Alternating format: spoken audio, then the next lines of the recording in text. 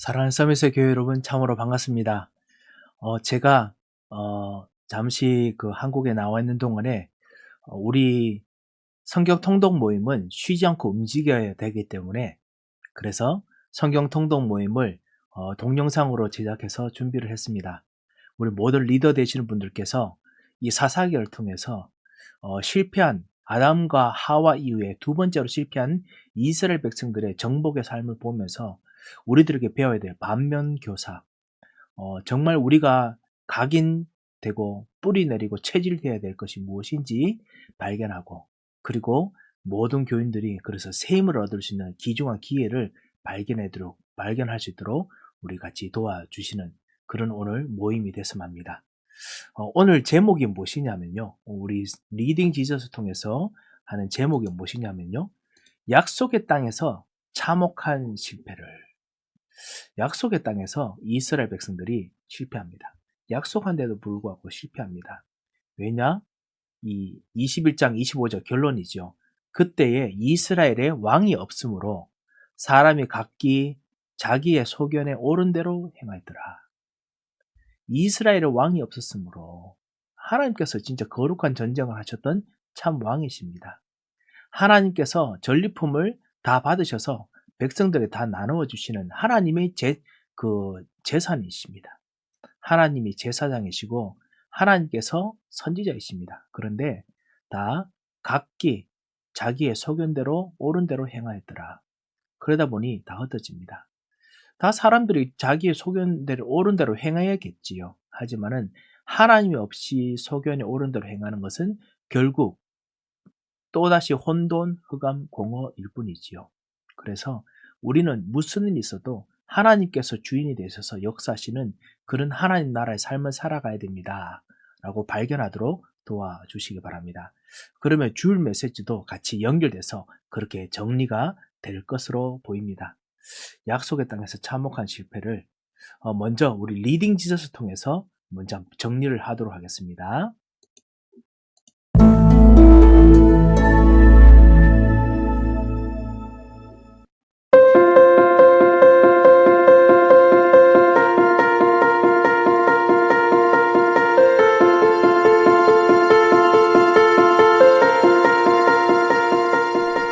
이번 영상에는 리딩 지저스 2권의 첫 번째 수업을 담았습니다. 오늘은 사사기를 통해 당신의 백성을 건져내기 위해서 구원자를 보내시는 하나님의 긍휼하심과 그 긍휼하심에도 불구하고 점점 더 멀리 불순종의 길로 나아가는 이스라엘의 모습을 살펴보겠습니다. 여호수아서의 마지막 장에는 이스라엘이 하나님을 섬겼다고 기록되어 있습니다. 그러나 이와 대조적으로 사사기에는 이스라엘의 불순종과 타락의 이야기가 반복됩니다. 사사기는 하나님께서 이스라엘에게 보내신 사사라고 불리는 영웅적인 인물들의 이야기를 중심으로 펼쳐집니다. 이스라엘의 범죄와 하나님의 징계, 이스라엘의 부르짖음과 하나님의 구원, 이 두 가지 패턴이 거듭 되풀이되는 것이죠. 그러고 나서 사사기는 이런 말씀으로 끝을 맺습니다. 그때에 이스라엘의 왕이 없으므로 사람이 각기 자기의 소견에 옳은 대로 행하였더라. 자기 마음대로 끊임없이 죄악을 저지르는 이스라엘을 하나님은 이제 어떻게 다루실까요? 이스라엘과 맺으신 하나님의 언약은 과연 어떻게 되는 것일까요?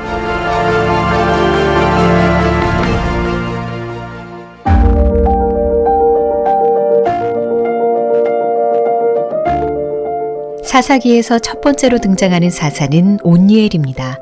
온니엘은 가나안 정복 영웅인 갈렙의 조카로 여러 면에서 완벽한 사사로 소개됩니다. 메소포타미아 왕 구산 리사다임과 온니엘이 싸움을 벌일 때 여호와의 영이 그에게 임하면서 이스라엘은 승리를 거둡니다. 그 승리로 인해 이스라엘은 40년 동안 평화를 누립니다. 그러나 온니엘이 죽자 이스라엘은 다시 여호와의 목전에 악을 행합니다. 하나님께서 보내신 두 번째 사사는 에훗입니다. 에훗은 여러모로 완벽했던 온니엘과는 달랐습니다. 왼손잡이였던 그는 누구도 예상치 못한 곳에 칼을 숨기고 이스라엘을 착취한 모압 왕 에글론을 암살합니다. 그리고 이스라엘의 승리를 선포하지요. 이스라엘은 다시 80년간의 안식을 얻지만 에훗이 죽자 또 죄악의 길을 걷습니다. 이어서 하솔왕 야빈과 군대 장관 시스라가 20년간 이스라엘을 압제합니다. 이스라엘이 고통 속에서 부르짖자 하나님께서는 여성 사사 드보라를 세우십니다. 사실 하나님께서는 시스라의 철병거 부대와 맞서 싸울 사람으로 바락을 선택하셨습니다. 하지만 바락은 믿음으로 반응하지 않았지요. 결국 드보라가 바락과 함께 전쟁에 나서고 바락은 시스라의 군대를 물리치게 됩니다. 이 전쟁의 승리는 온전히 하나님의 것이었습니다. 하나님께서는 시스라의 병거가 행군할 때 비를 쏟아부어 골짜기를 늪지대로 만드셨습니다. 또한 병거에서 내려 도망치는 시스라를 이방 여인 야엘의 손에 넘기셔서 치욕스러운 죽음을 맞게 하십니다. 이와 같이 하나님께서는 사사를 통해 이스라엘을 건져주십니다. 그러나 이스라엘은 곧 이전의 모습으로 돌아갑니다. 앞서 설명한 구원과 범죄의 패턴이 반복되는 것이지요.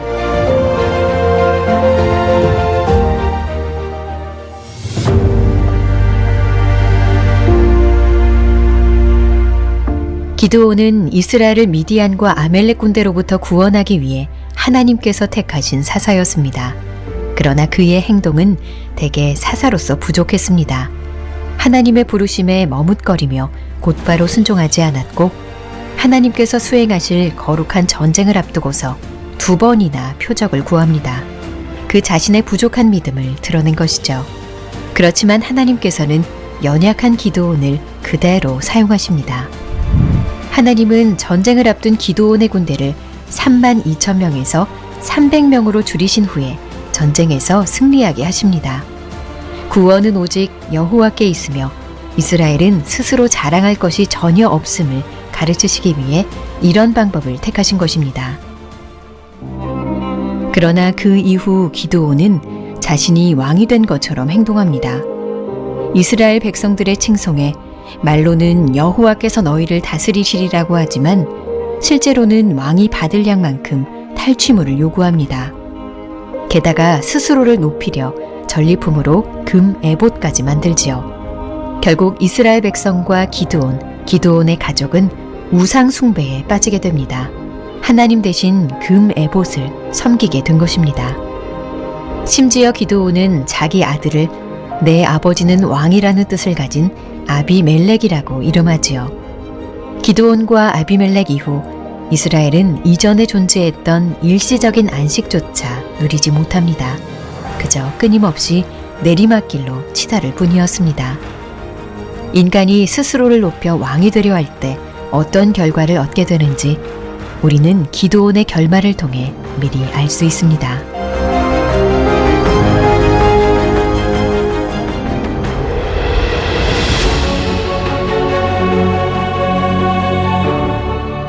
입다의 이야기는 더욱 심각해진 이스라엘의 악행으로 시작됩니다. 이스라엘은 이제 모든 이방신들을 닥치는 대로 섬기는 데까지 타락합니다. 그 결과는 이방 민족을 통한 하나님의 징계였습니다. 어려움에 빠진 이스라엘이 하나님께 부르짖자 하나님께서는 내가 다시는 너희를 구원하지 아니하리라고 말씀하십니다. 결국 암몬 자손이 쳐들어와 진을 칩니다. 이스라엘 백성들은 전쟁을 이끌 사람이면 누구든 자신들의 머리로 삼겠다고 하지요. 그때 세워진 사람이 입다입니다. 여호와의 영이 입다에게 임하자 입다는 군대를 모아 암몬 자손과 싸우게 됩니다. 하나님께서는 이스라엘이 승리하도록 하시지요. 그러나 입다 이야기에서 주목할 부분은 전쟁의 승리보다 승리에 앞선 그의 맹세입니다. 승리에 눈이 먼 입다는 어떤 대가를 치르더라도 이기겠다는 마음으로 맹세를 합니다. 전쟁에서 승리하고 돌아올 때 나와서 맞아주는 사람을 번제물로 바치겠다는 맹세였습니다. 하나님께서는 이미 승리를 주시기로 약속하셨습니다. 그런데도 입다는 자기 뜻대로 하나님을 조종하고 움직이기 위해 맹세한 것입니다. 이를 통해 우리는 입다가 살던 시대의 이스라엘이 종교적으로 얼마나 깊이 타락했는지 알 수 있습니다. 입다의 맹세는 곧 괴로운 올무가 됩니다. 전장에서 돌아오는 입다를 맞이한 사람이 바로 그의 외동딸이었기 때문입니다. 이삭을 바치려던 아브라함의 손은 하나님께서 멈추셨지만 입다의 손을 멈추는 하늘의 소리는 없었습니다.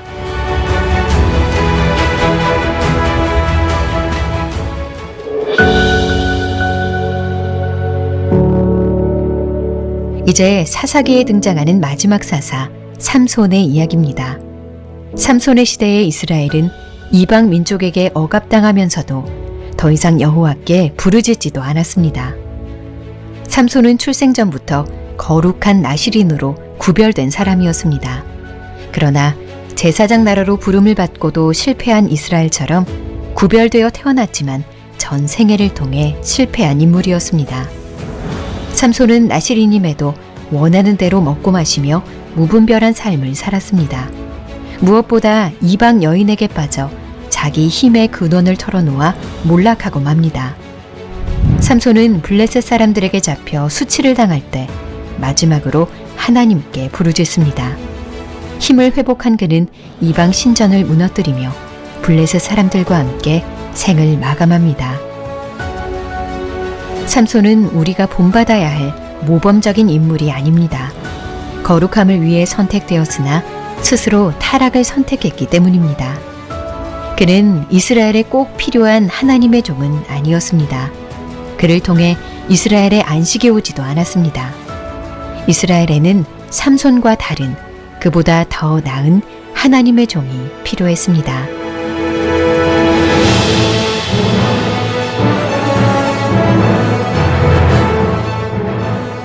사사기는 종교와 도덕은 물론이고 모든 면에서 철저히 타락한 이스라엘을 보여주며 끝납니다. 이런 비참하고 무질서한 상황에 대한 해결책은 무엇일까요? 이스라엘에 왕이 없어 모두가 자기 소견대로 행한다는 마지막 말씀은 그들에게 왕이 필요하다는 사실을 역설합니다. 혼란 가운데 있던 이스라엘은 왕이 있으면 문제가 해결되지 않을까 생각합니다. 그러나 인간 왕을 세워도 그가 안식을 보장할 수는 없습니다. 그 왕은 인간이 세운 왕이 아닌 하나님이 친히 세우신 전혀 다른 왕이어야 할 것입니다. 영원한 안식을 주시며 죽음조차 결박할 수 없는 참된 왕 말입니다.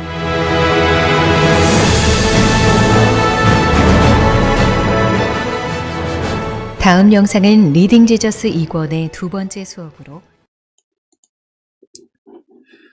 죽음조차도 이길 수 없는 참된 왕, 우리 주 예수 그리스도, 이분만이 진짜 우리의 진정한 왕이시죠. 이 왕을 모시고 살아나가는 새로운 그 약속을 2000년 전에 예수님께서 성취하시고 그리고 우리들 통해서 지금 이루고 계십니다. 우리들도 이 약속을 따라서 지금 싸우고 있습니다. 히브리서 4장에 보면 안식에 대해서 이렇게 말합니다. 이미 그 안식에 들어간 자는 하나님이 자기 일을 쉬심같이 그도 자기 일을 쉬시느니라. 그런데 아직 하나님께서는 이 안식을 장가 쉬시면서 우리와 영원한 안식을 하도록 기다리고 계십니다. 그래서 히브리서 4장에 11절에 보면 그러므로 우리가 저 안식에 들어가기를 힘쓸지니 이는 누구든지 저 순종하지 않는 자의 본에 빠지지 않게 하려 함이라. 그래서 안식에 들어갈 수 있도록 힘쓴다 했습니다. 그래서 우리는 안식이라고 부르는 주일에 진짜 안식을 합니다. 무엇으로 안식합니까? 하나님께서 왕이 되시고 제사장이 되시고 선지자 되시는 것을 누리는 안식을 합니다. 그래서 히브리서 4장 12절이죠. 그래서 하나님께 주신 안식이 무엇이냐? 하나님의 말씀입니다. 하나님의 말씀은 살아있고 활력이 있어 좌우의 날선 어떤 검보다도 예리하고 혼과 영과 및 관절과 골수를 찔러 쪼개기까지 하며 또 마음의 생각과 뜻을 판단하나니 참 왕이시며 참 선지자이십니다. 참 제사장이십니다.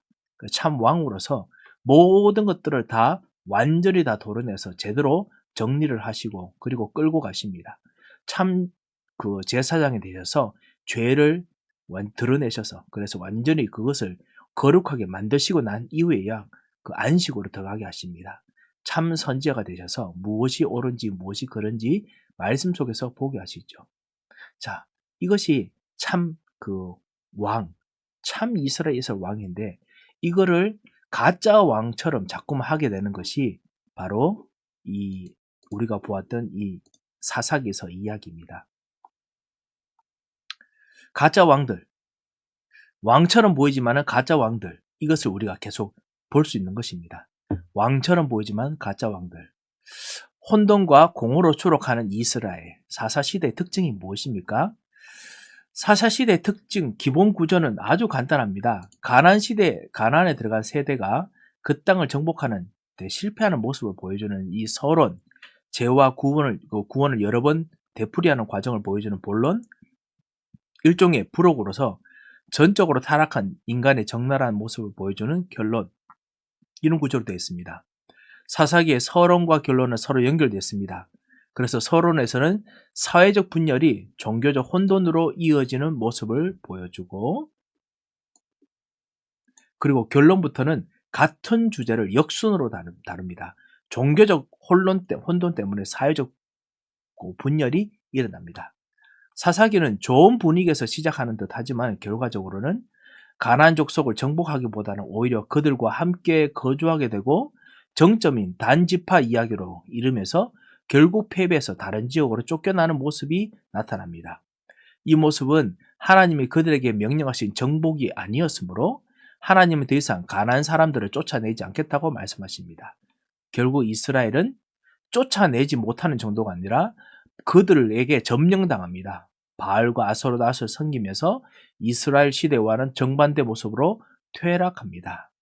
사사기의 본론은 이스라엘 민족이 죄를 짓고 구원받는 모습을 반복해서 보여줍니다. 백성이 하나님을 잊고 우상 숭배에 빠지면 하나님은 그들이 공경에 빠지도록 두십니다. 그러면 그들은 하나님께 부르짖고 하나님은 그들을 공경에서 끌어내고자 한 구원자 사사를 보내십니다. 그가 사사로 살아있는 동안 평화가 잠시 찾아오지만 사사가 죽고 나면 이전 모습으로 돌아갑니다. 자, 이런 주기가 반복하지요. 사사가 진행되는 동안 이러한 주기가 반복되면서 단순한 악이 반복될 뿐 아니라 악이 반복됩니다. vicious circle이지요.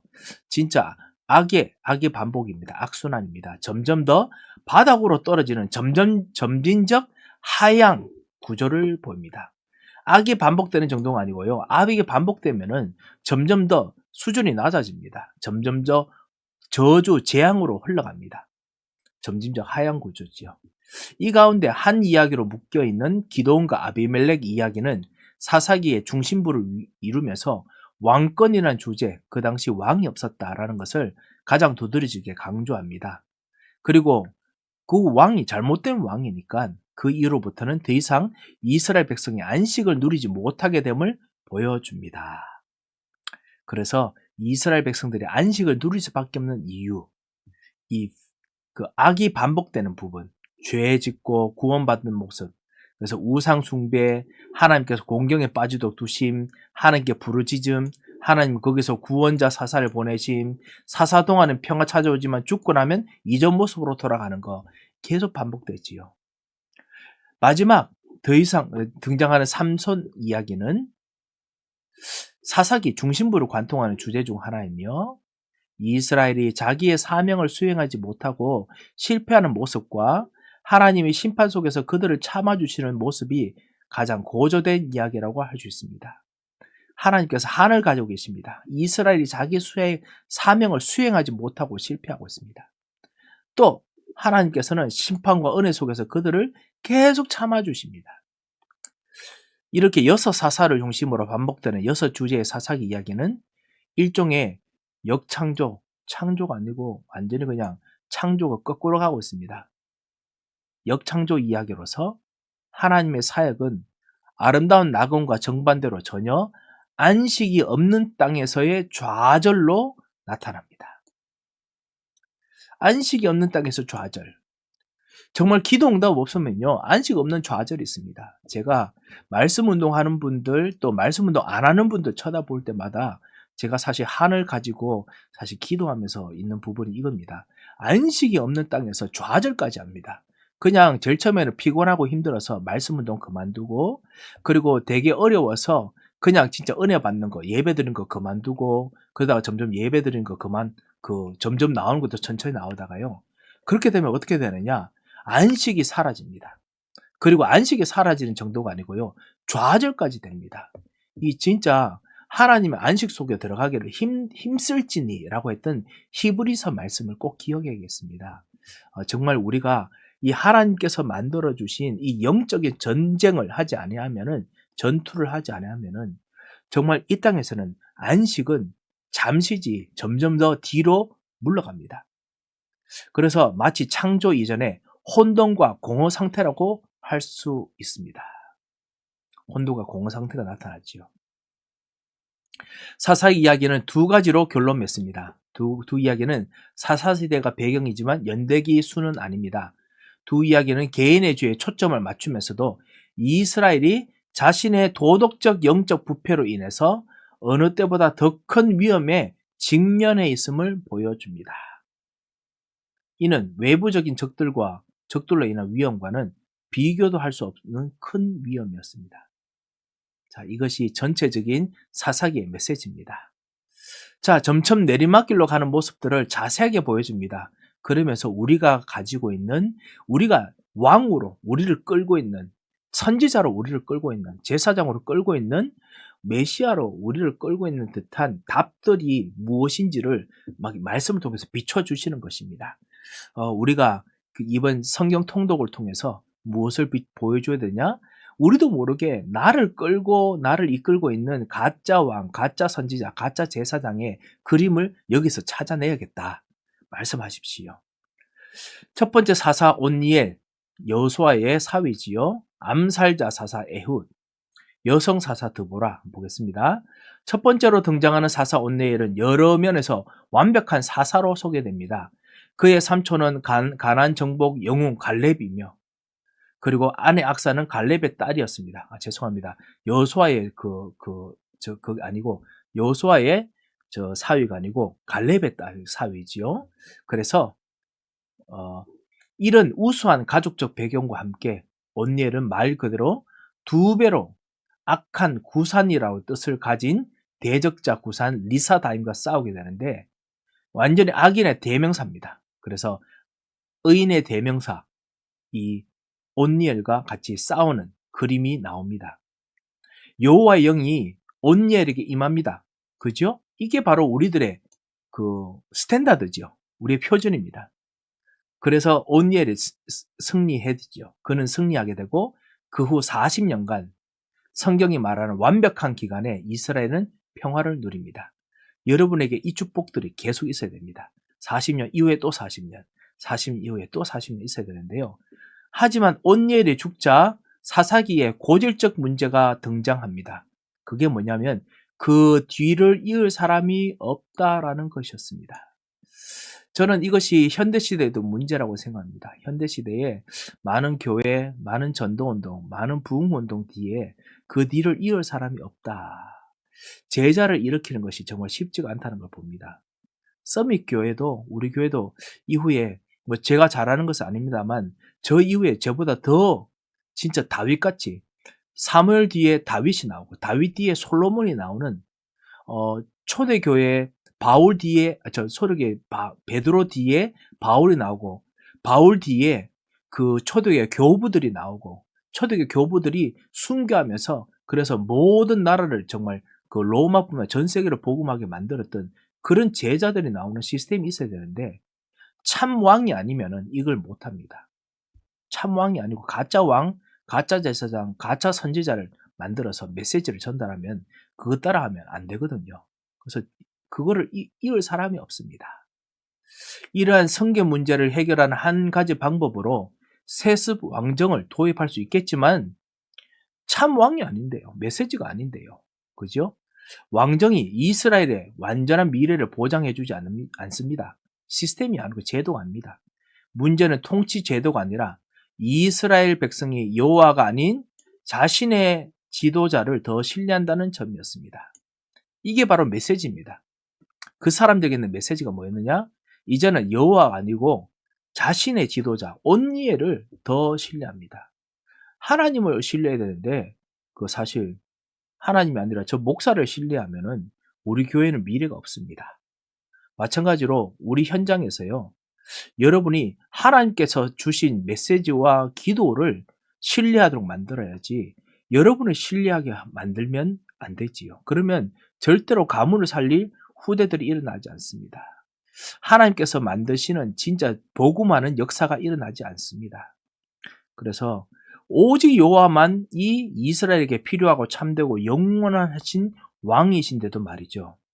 따라서 완벽한 사사 온니엘 이후에는 모든 것이 내리막길을 걷습니다. 제자를 만들어내지 못합니다. 두 번째 사사는 에옷입니다. 에옷의 이야기는 다소 밋밋한 온니엘의 이야기와 대조적으로 화려하게 보입니다. 이 사람 왼손잡이입니다. 그 당시 왼손잡이는 우리 옛날에 한국에 가지고 있는 좀 왼손잡이하고 좀 비슷합니다. 좀 올바르지 못한 자, 좀 삐뚤은 자, 뭐 이런 의미를 가지고 있습니다. 세상에서 주는 올바른 규범을 따르지 않고 규범을 삐딱하게 배운 자, 뭐 이런 의미를 가지고 있거든요.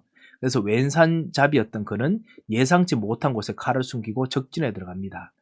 하나님의 능력으로 올바르게 막 싸워서 그래서 하나님의 능력으로 전쟁에 승리했던 온니엘이 아니고요. 겨우겨우 비열한 방법으로 이기는 자라는 것을 좀 말하지요. 그래서 겨우겨우 승리합니다. 이제 하나님의 능력 없으면 메시지가 없으면 이제 숨어있는 비열한 방법을 써야 됩니다. 그리고 비밀 정보 기관의 암살자처럼 이스라엘의 곡물로 배를 채워 비대해진 적장 에글론을 살해하고 나서 이스라엘에게 승리를 선포합니다. 하나님은 이스라엘에게 이렇게 했는데도 불구하고 80년간의 안식을 주십니다. 그러니까 사람들이 더더욱 하나님을 믿지 않죠. 하나님께서는 그래도 당신이 얼마나 사람들을 뛰어넘어서 그 안식을 주실 수 있는 분인가를 보여주기를 원하는데요. 하나님 안 쳐다보고 단지 일어났던 응답, 그게 80년이라는 거 이유 때문에 더더욱 사람을 더 의지합니다. 절대로 사람 의지하면 안 됩니다. 잘 되더라도 사람을 의지하면 안 됩니다. 하나님을 의지해야 됩니다. 자, 그러자 에옷이 죽자 이스라엘이 또다시 여호와의 목전에서 악을 행하고 하나님이 그들을 하솔왕 야빈과 군대 장령 시스라의 손에 넘기시자 이스라엘은 20년간 압제를 받습니다. 그리고 그들은 또다시 여호와께 부르짖습니다. 20년 압제 시작했습니다. 온니엘 이후에 다시 좀 힘들었는데 그 다음에는 20년 압제 받습니다. 80년 쉬면 뭐합니까? 20년 동안 탈탈 털리는데요. 완전히 이제 비셔스 사이클 점점 더 이제 하방 쪽으로 점점점 이제 타락해 갔죠. 점점 더 저 수준이 낮아져 갑니다. 세 번째 사사는 드보라입니다. 이제는 남자는 이제 제대로 없습니다. 제대로 하나님 인도받는 왕 제사장 선지자가 없으니까 여자가 나타난다. 죄송합니다. 지금하고 좀 다릅니다. 그 당시에는 좀 그래도 남자의 역할들이 되게 컸기 때문에 남자가 없다라는 뜻입니다. 여자를 비하하는 말이 아닙니다. 그럴 만한 지금 인재가 제자가 이제는 없어요. 여자밖에 안 남았습니다. 이런 뜻입니다. 자, 여성 사사의 등장 자체가 이스라엘 상황이 얼마나 열악한지를 보여줍니다. 저 편에는 시스라와 철병거 900대가 있는데 이 편에는 여성 한 사람만이 있습니다. 하지만 여자라도 괜찮습니다. 제가 다시 여성 폄하가 아니라 아무리 약한 어린이라도 괜찮습니다. 약자라도 괜찮습니다. 렘넌트 한 사람이라도 괜찮습니다. 하나님께서 왕이 되시면 제사장 되시고 선지자 되시면 복음화 됩니다. 흑암 꺾을 수 있습니다. 그게 바로 여기서 보여주는 것이죠. 시스라의 철병고 부대에 맞서 싸울 사람으로서 하나님이 택하신 사람은 바락이었습니다만 그는 번개라는 그 이름 뜻에 턱없이 모자란 인물이었습니다. 바락은 드보라를 통해서 하나님 말씀을 전달받았을 때 믿음으로 담대하게 순종하지 못하고 오히려 드보라가 함께 가지 아니하면 자기는 가지 않겠다고 말합니다. 그래서 하나님께서 그 남자 새 하나도요 쓸모가 없어요. 이는 사사의 자질이 점점 퇴보하고 있음을 보여주는 장면입니다. 자질이 퇴보합니다. 결국 두보라가 함께한다는 사실에 힘을 얻은 바락이 순종하면서 승리를 거두지만 승리의 결정적 요인은 바락이 아니라 시스라 군대가 행군할 때 비를 쏟아부어서 기손 골짜기를 늪지도록 만드신 하나님이십니다. 그래서 하나님은 병거에서 내려 도망치는 시스라를 한 여인의 손에 넘기십니다. 이는 고대 전사로서 대단한 치욕적인 모습일 뿐만 아니라 이스라엘 전사들 또한 승리의 공을 자신에게 돌리지 못하는 것이 됐습니다. 하나님이 배치해 두신 순서에 따라 시스라는 여인 야일을 관관의 실수를 범하게 되고 야일이 방망이로 그를 처치합니다. 결국 바락이 아닌 이방 여인 야일이 이스라엘을 구원하는 이방 사람이 구원하는 결정적 역할을 하고 그 모든 일이 하나님이 주도하신 승리임을 증명했습니다. 이 부끄러운 구원, 부끄러운 기적이 일어나는 것이지요.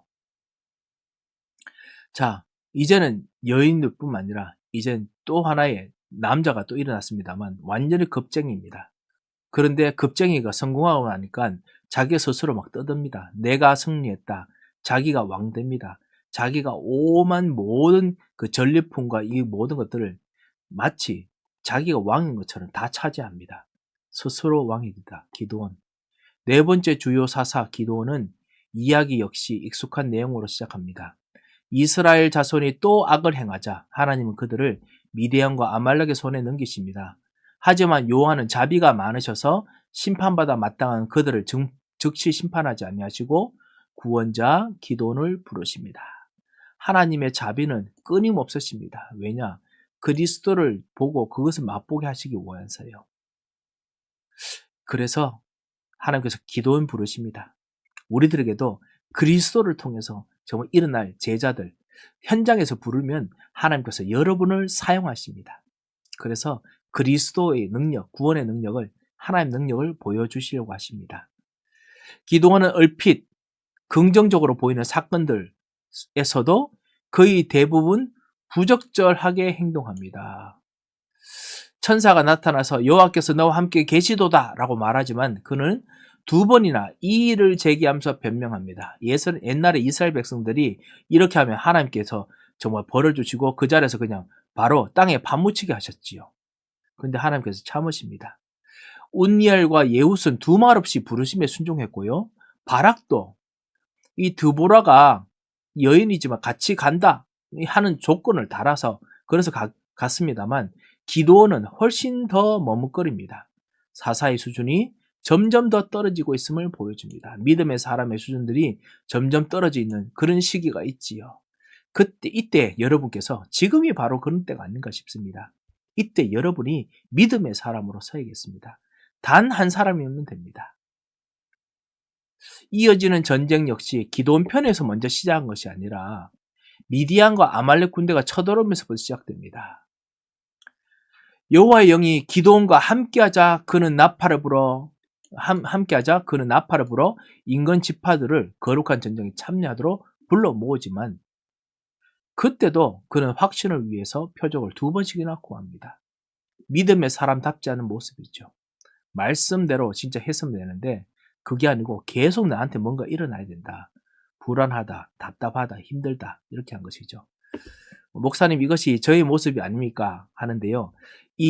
여러분 모습하고 조금 다릅니다. 기도는 여러분보다 수준이 더 낮지 않을까 생각합니다.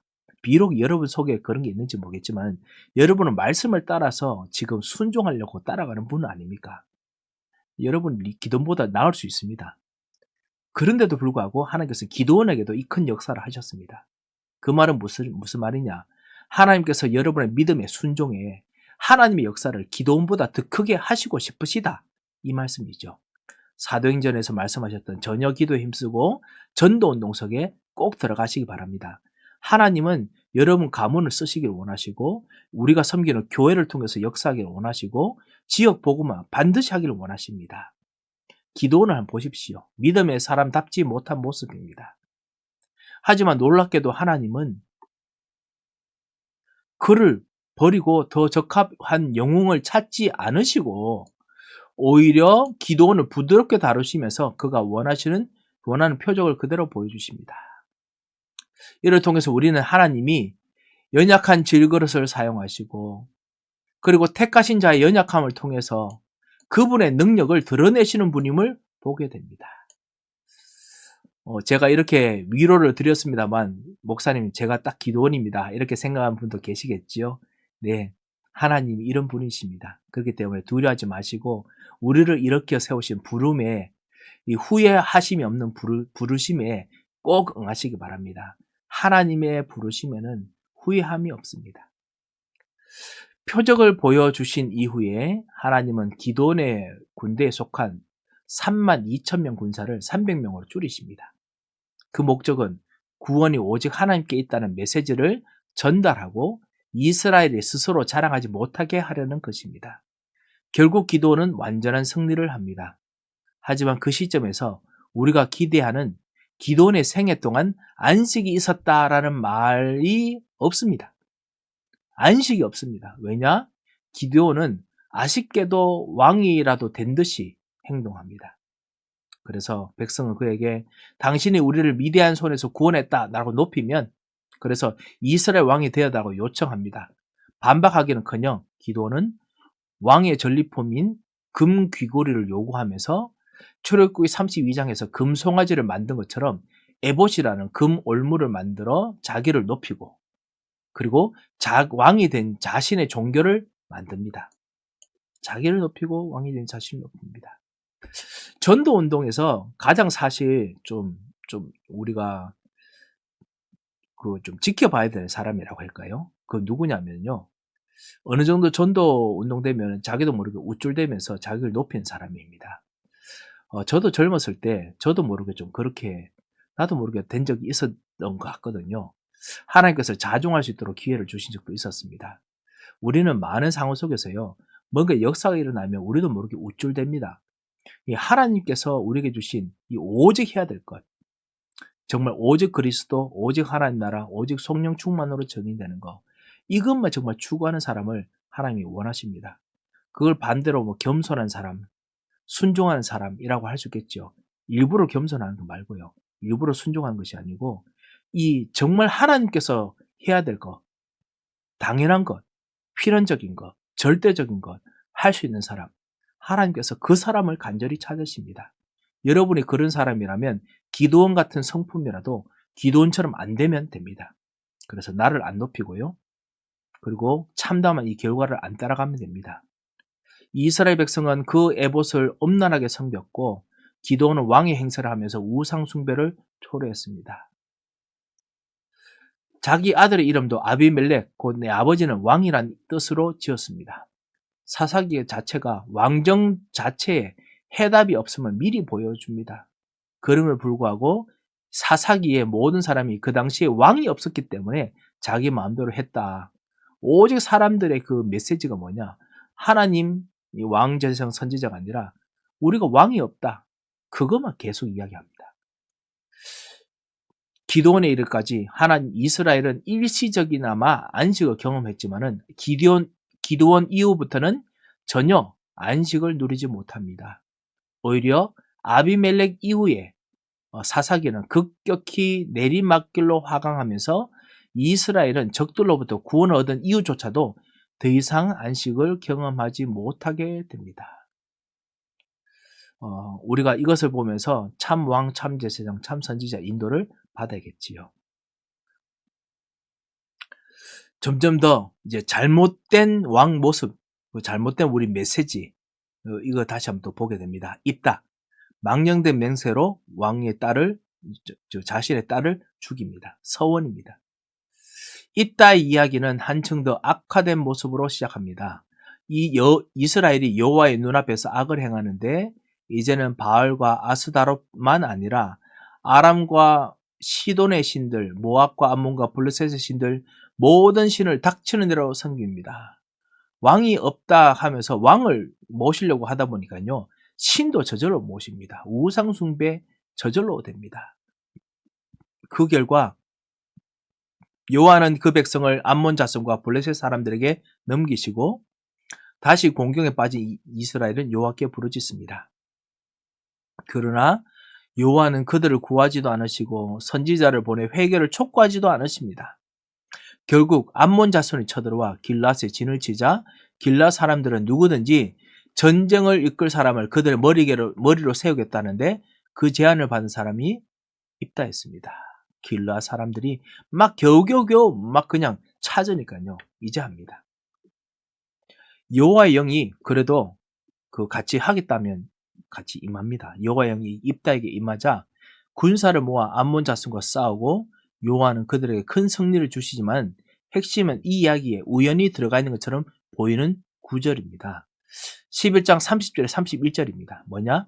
승리에 눈이 먼 입다는 어떤 대가를 치르라도 이기만을 바랍니다.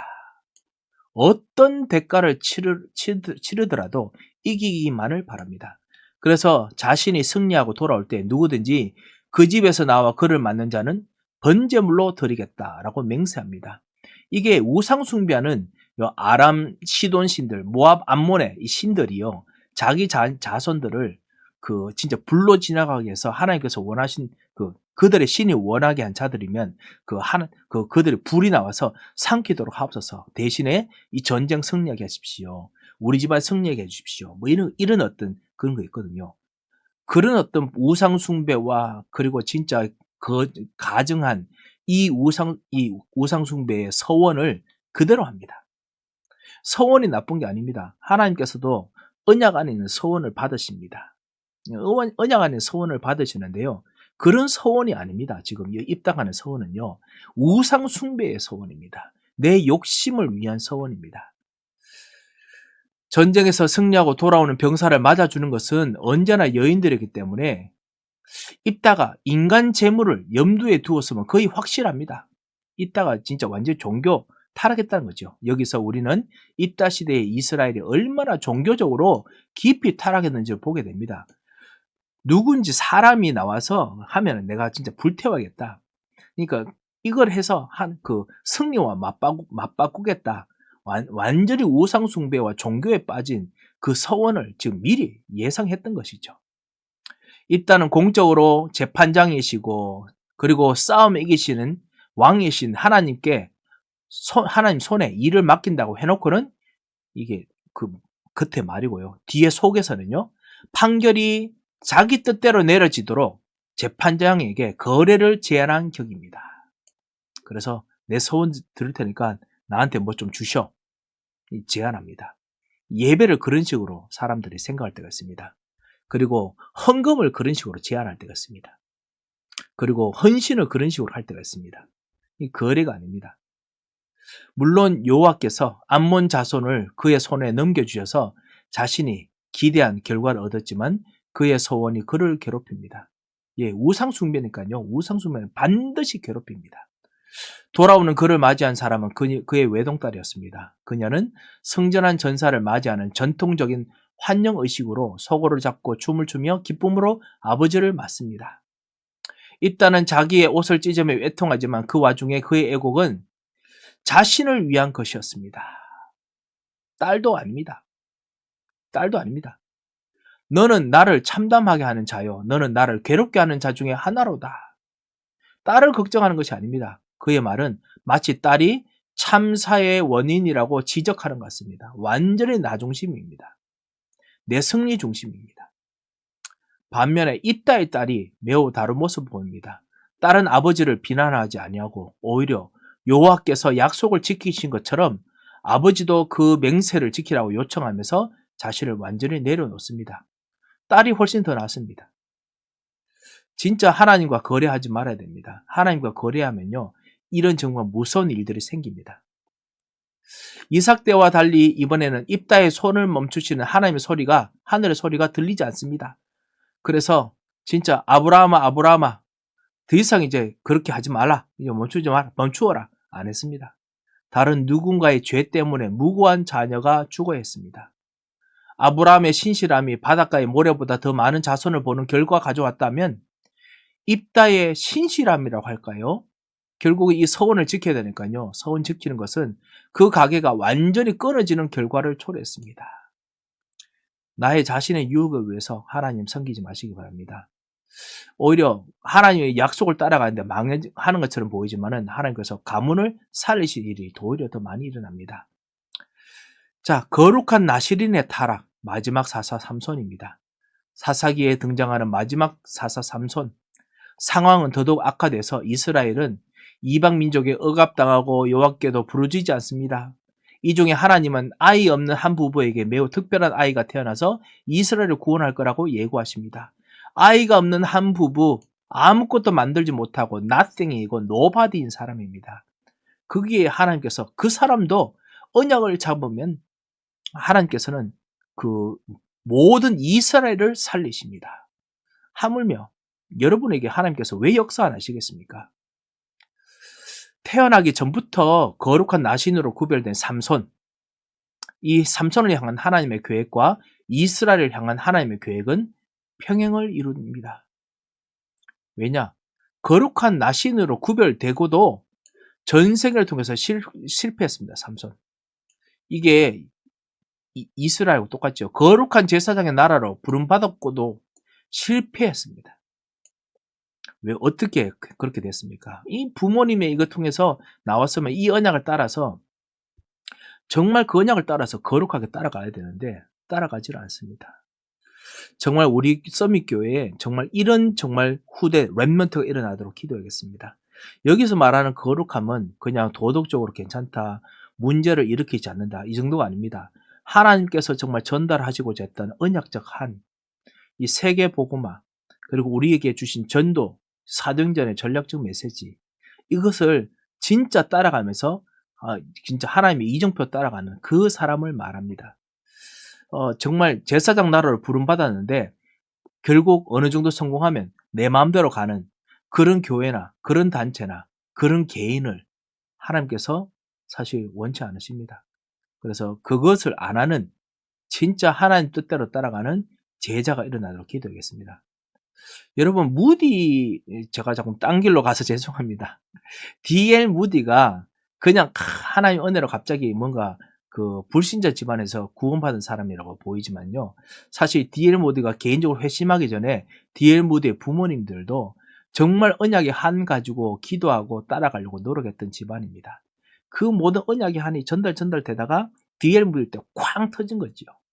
D.L. 무디가 우리가 소위 말하는 제3차 대각성 운동의 주역으로 보통 말해집니다. 1차 대각성 운동 조나단 에드워즈, 그리고 요한 웨슬레. 제2차 대각성 운동, 갑자기 우리 시카고에 있는 그 지역 중심인데 갑자기 이름이 생각나지 않습니다. 하여튼 그렇게 좀 일어나고 그 이후에 3차 대각성 운동 D.L. 무디입니다. 이렇게 쫙 뭔가 언약적 한 때문에 진짜 있으면은 하나님께서 가문 통해서 이 나라를 움직이십니다.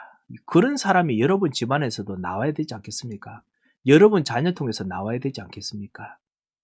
자, 삼손은 그거를 안 합니다. 이게 사사시대 때 말하는 겁니다. 삼손은 자기가 나시린이 됐음에도 불구하고 안중에도 두지 않습니다.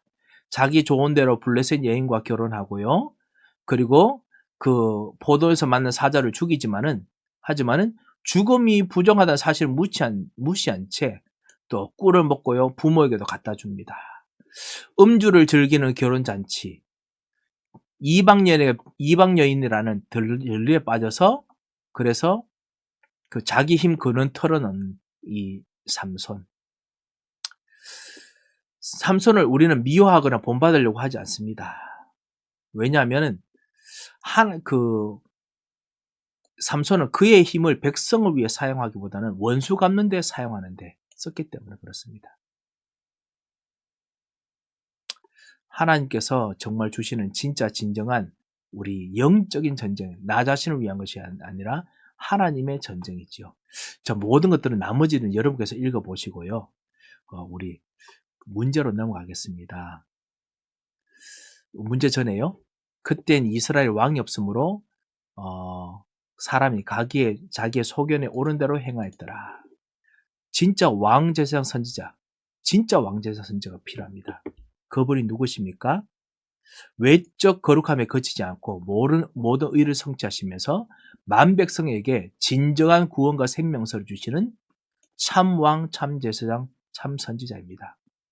이 분은 자기 백성을 위해서 기꺼이 결박과 조롱을 당하고 채찍질과 죽음을 당하시고 대적들에게 원수를 갚기 위해서가 아니고 자기 죽음을 통해서 하나님과 원수된 이들을 하나님과 화목하게 하는 종의 형체를 기지신 왕이십니다. 세 밧줄이 삼손을 결박하지 못했듯 죽음조차도 감히 결박할 수 없는 분, 장산지 사흘 만에 무덤에서 살아내셔서 백성에게 온전하고 최종적인 안식을 주신 분입니다. 평안을 내게 주노니 곧 나의 평안을 내게 끼치노라. 내가 주는 평안은 세상이 주는 것 같지 아니하니라. 최종적인 안식을 주신 분입니다. 이분이 바로 우리 예수 그리스도이십니다. 진정한 왕이요 진정한 하나님의 참된 종입니다. 우리는 이분을 따라 가야겠습니다. 그래야 참된 안식을 할 수 있습니다. 히브리서 4장에 있는 것처럼 우리는 이런 안식에 들어가기를 힘쓸지니 그래서 어떻게 합니까? 말씀을 받습니다. 하나님의 말씀은 살아있고 활력이 있어서 그래서 이 모든 것이 가능하게 한다. 자, 그러면서요 문제를 보겠습니다. 이 사사기의 상황 이제 일단 먼저 우리 머릿속에 각인해야 될 것이지요. 그게 뭐냐? 그때 이스라엘에 뭐가 없으므로 왕이 없으므로 사람이 자기의 소견에 옳은 대로 행하였더라. 왕이 없으니까 자기 소견 판단대로 막 합니다. 사사기는 여러 면에서 여호수아서와 뭐랄까 대립되죠. 답이 뭐죠? 대조됐죠. 그리고 대조로 인해서 여호수아서가 승리의 기록이라면 사사기는 패배의 기록이라고 볼 수 있습니다. 사사기는 다음 모습을 반복하는 순환 구조를 보여줍니다. 백성이 하나님을 잊어서 우상 숭배에 빠지죠. 하나님이 이스라엘을 공경하게 하십니다. 공경을 겪게 하십니다. 이스라엘이 여호와께 부르짖습니다. 그러면 하나님께서 한 구원자 즉 사사를 보내십니다.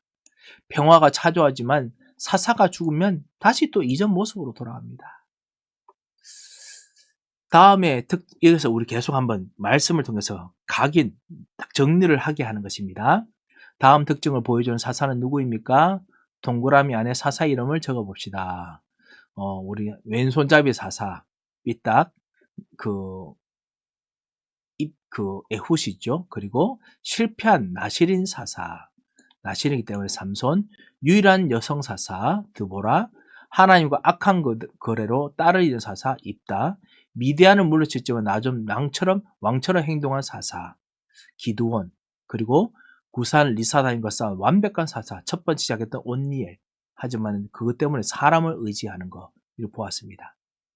사사기는 이 세상의 궁극적으로 무엇과 무엇의 장소가 아님을 일깨워줍니다. 어떻게 보죠? 승리하는 것과 안식의 장소가 아니다, 세상은.